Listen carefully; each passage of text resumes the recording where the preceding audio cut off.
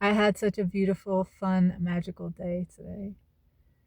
I started the day with a hike, a couple of hikes at Medicine Bow National Forest, somewhere in Wyoming, about 8 hours south of Yellowstone National Park. I'm on my way to Yellowstone right now. I'm about 3.5 hours south of there. And I took lots of photos at the National Forest, and I shared some of those photos on my Facebook page. And I added a song to a photo in one of my stories, and it's a George Strait song. I don't know the name of it, but he's singing about Cheyenne, Wyoming. It's a sad song. His girlfriend's breaking up with him because he's a rodeo man and he's never home.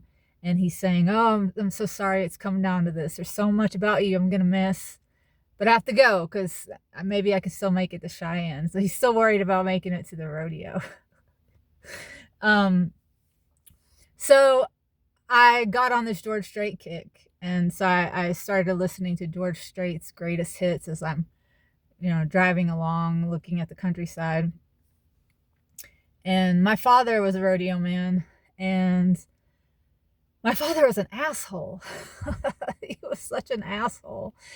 But also, he had so many wonderful qualities as well, because as all human beings are, he was a complex person, a complex being. And if it weren't for the fact that he was such an asshole, and I was realizing this as I'm driving, listening to this music that reminds me of my father, if he hadn't been such an asshole and caused me such torment and such trauma, I never would have become the person that I am today, who is fearless and courageous and will just set out and go on a road trip across the country alone. He turned me into that person. And in that way, even though he was one of my biggest challenges in this life, my father, that relationship, he was also my greatest teacher and really an angel, because God uses all things for the good. And as messy as it all has been and was, I am grateful for it. That man suffered a lot, and I'm glad he's not suffering anymore. He's not with us anymore. But I was thinking about all that as I'm driving along, just crying these bittersweet, melancholy tears, thinking about my father. And I drove past this sign as I'm crying. I see this sign that says Continental Divide. It's the marker for the Continental Divide, and it has the elevation. And I just, I blow right by it. And then Holy Spirit's like, "Go back, go back." And I'm like, "No, I'd already driven like a mile or two down the road." And no, go back, go back.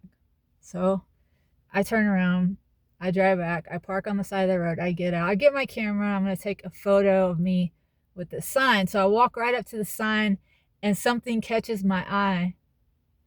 Just to the left of the sign, there is this little, it's a coffee koozie, like a little cardboard coffee koozie. And it says, "With the new day comes new strength and new thoughts." And it's just so perfect, you know? It felt like a wink, like a nod from God, acknowledging, and maybe even my father, just acknowledging the moment that I was having. And I was really thinking about how my father made me a strong person because of what he put me through. And my God gave me the strength to persevere and survive that. And all of those challenges made me into a person that I can say I truly like. I like myself. I love myself. I didn't for a long time. It's been quite a journey to get to this place. But, I wouldn't be who I am today if I hadn't gone through every single thing that I went through. All the challenges, all the hardships, all the trauma, all the abuse. I had a lot of fun times with my dad too. He was a wild man. Obviously, he was a rodeo man. He rode bulls and broncs, and he had a motorcycle, and basically he had a death wish. But one of my favorite memories I have with my father is we lived on 500 acres. We had a 500-acre ranch, and my dad used to adopt greyhounds that were going to be put down. Greyhounds would be raced at the racetracks in Texas because that was legal. Horse racing and dog racing was a legal thing in Texas. I don't think it is anymore. And people would go and bet on the dogs. And these dogs would spend their entire lives kept in kennels. And when they weren't in the kennel, they were on a track chasing a stuffed rabbit. It wasn't even a real rabbit. They never got to catch it. You know, they were just being tortured. And after years and years of that, when they had run these animals into the ground, they would euthanize them unless someone adopted them. And so my father and my mother would adopt these greyhounds. And one of my best memories is we used to go driving through our fields on the 500 acres at night. My father would be driving super fast, and I would be hanging out the passenger side window with a spotlight, shining it on rabbits, and our greyhound dogs would be running alongside the truck, and they would actually get to catch the rabbit. Like, be a real dog, you know? That's one of my favorite memories I have. So, a lot of these memories are coming up today, and just, you know, being grateful and thankful and acknowledging my courage and my strength. And then getting this note that's, you know, talking about a new day, new strength, new thoughts. And then within an hour, I pull over to a gas station. I go in the bathroom. There's like 3 stalls. I start to go in one stall, and for whatever reason, I hesitate, and I'm like, no, I'm going to go in this other stall. I don't know why. And I sit down. This is on the door. And it says, be strong and courageous. And it's in rainbow, just like the hat I put on right before I found the first note. This is be the light, which is a rainbow. So just another wink, another nod, another acknowledgement that God is with me, God is with us, God's got us always. And so that's magical, right? And I wanted to share some other magical things with you guys as well. I don't know if you guys know this, but I make art from found objects, natural objects. So when I'm traveling, I collect feathers and stones and all kinds of natural things, birds' nests, and then I work with those materials and also with clay, and I make little things. So sometimes when people donate to this channel, I will mail off a piece of art or original piece of artwork, a writing, a postcard, something like that. When I get back to St. Pete's, I'm going to try to put some of my artwork in maybe in a cafe or something. But let me show you what I have in case anyone might want something. I have, let me turn this. So this big nest right here, which is kind of in rough shape, I need to maybe give my feathers a little love. But this nest is made from a hat that I found, and then I've weaved feathers into it. And I collect feathers as part of a meditation I do every day. I do a walking meditation, and while I'm doing that walking meditation, I look for feathers. So as you can see, there's all kinds of different feathers. Turkey, guinea, peacock, robins, blue jays, all kinds of waterfowl. I'm not getting rid of the nest because it, as you can see, is holding other things. Most recently, I've collected some sage and dried the sage. So I have bundles of sage. I have other dried herbs as well in these little bags, and you can, you know, squeeze it and it releases the scent. It's so nice. This is, let me smell. That is lavender, and this is a guinea feather, and this is a little coneflower that's dried, along with some lavender.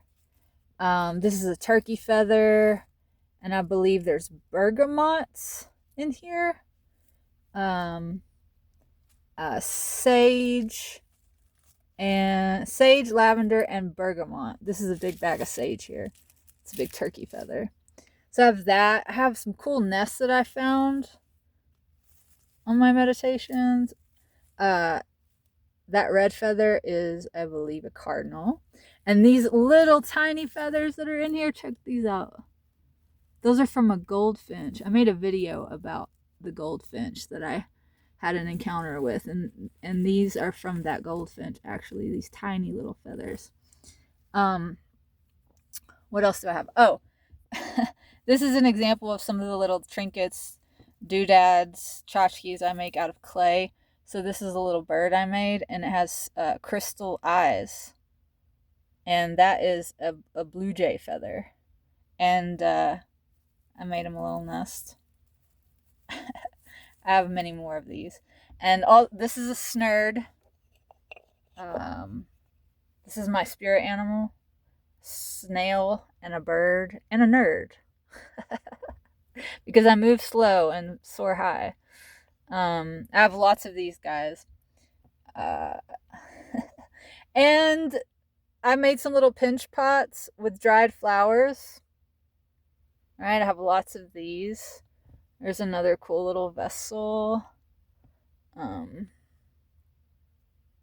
Looks like a little jug. These flowers are yarrow. I have lots of these. And this thing is really cool. It's odd looking, I know, but it's a little instrument I made. This is dried, this is corn. This is a really rare variety of corn that was grown by the farmer that I was just working with in Tennessee. His name is Dan. He's a beekeeper and a scientist. He's very cool. So this little handle I made for it is part of a gourd, right? And then I made a little wand out of some cone flowers that have been dried and the stems are hard. And I put a little feather on the end, a turkey feather, so it almost looks like an arrow. But you know those little wooden frogs that you can get that are made into instruments, and you when you play them, they sound like a frog. This kind of sounds like, it was the same idea. So like, when you run the wand over the corn, it kind of has like a, I don't know, maybe like an insect of some sort. It's silly, I know, but it's also kind of cool, right? Like, I like to make instruments out of